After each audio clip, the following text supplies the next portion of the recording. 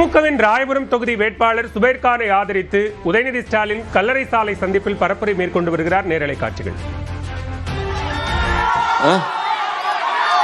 வெற்றி நிச்சயமா. நன்றி நன்றி. போட்டோ தான் நீயே வச்சிருக்கீங்க. அவர் என்ன திட்டுறாருப்பா, என்ன எதிர்கட்சி தலைவர் திரு எடப்பாடி பழனிசாமி அவர்கள் இப்ப என் மேல தனி பாசத்தோடு இருக்கிறாரு. அவரை மேலும் புண்படுத்த நான் விரும்பல. அவர் இன்னும் நல்ல ஆயுளோட டென்ஷன் ஆகிறாரு. பிபி மாத்திரை சாப்பிட்டு டென்ஷன் ஆகிறாரு. அதனால நீங்களே ஒட்டுமொத்த தமிழ்நாடும் அந்த போட்டோவை ஏற்கனவே பார்த்துருச்சு. இப்ப என்ன சொல்றாருன்னா, அப்படியே பிளேட்டை மாத்திட்டாரு. என்ன தெரியுமா சொல்றாரு, பொறுப்பு வந்துச்சு, பதவி கொடுத்தாங்க, அதனால அவங்க காலில் போய் விழுந்தேன், இதுல என்ன தப்பு இருக்குன்னு கேட்கிறாரு. கரெக்ட் தான், நியாயமான கேள்விதான். நான் என்ன கேட்கிறேன், பொறுப்பு அவங்க தானே கொடுத்தாங்க, முதலமைச்சர் பதவி அவங்க காலில் விழுந்தானே வாங்கினீங்க.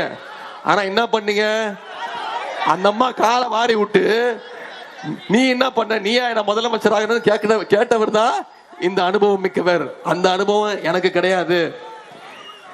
அதனால திரு எடப்பாடி பழனிசாமி அவர்கள் நல்ல ஆயுளோட இருக்கணும். அதிமுகவுடைய நிரந்தர பொதுச் செயலாளர் அவர் தான் இருக்கணும்.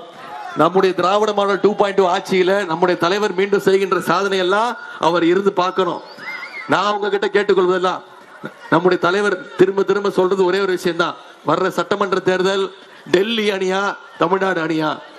டெல்லி அணி வெர்சஸ் தமிழ்நாடு அணி. தமிழ்நாடு அணிக்கு நம்முடைய தலைவர் தான் கேப்டன். டெல்லி அணிக்கு யார் கேப்டன்? திரு மோடி அவர்கள் கேப்டன். மோடியுடைய அடிமை யாரு? நான் சொல்லல.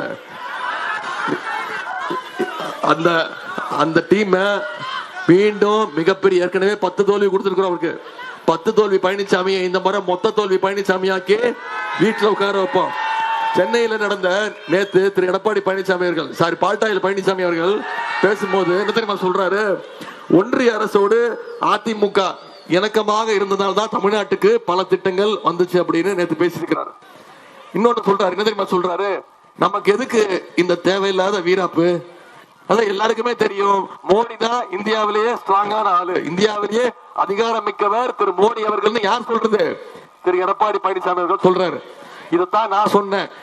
நம்பர் 1 முரட்டு அடிமைங்கிறது மோடியோட முரட்டு அடிமை நீங்க தாங்கிறத வேற வார்த்தையில நான் சொன்னேன்.